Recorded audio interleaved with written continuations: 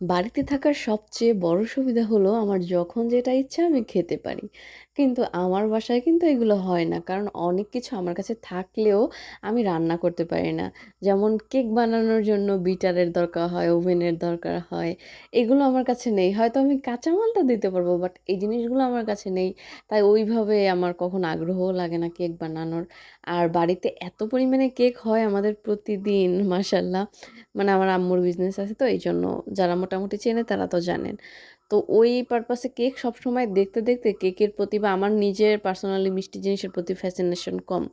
But মাঝে, মাঝে যেটার ক্রেভিংস হয় সেটা হলো চকোলেট কেক। তবে ক্রিম দিয়ে না, অনলি গানাশ দিয়ে আমি খাবো। আমার মা জানানি আমার জন্য অনেক করুণা করে একটা কেক বানিয়ে রেখেছিল। তবে ডেকোরেশন করার টাইম তার কোনোদিনও হবে না।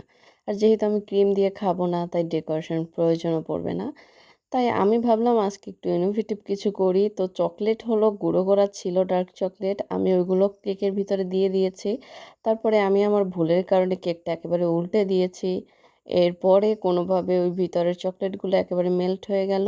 আর উপর থেকে আমি কিছু চকোলেট চিপস দিয়ে দিচ্ছিলাম। যারা সুইট লাভার বা চকোলেট লাভার আছেন তাদের জন্য মেবি এটা একটা বেস্ট চয়েস হবে মিডনাইট ক্রেভিংস এর জন্য।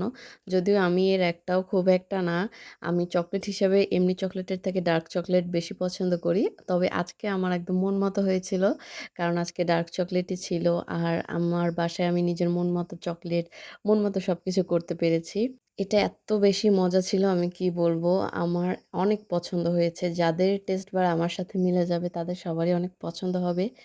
আর এটা আমি একদম গরম, গরম খাচ্ছিলাম।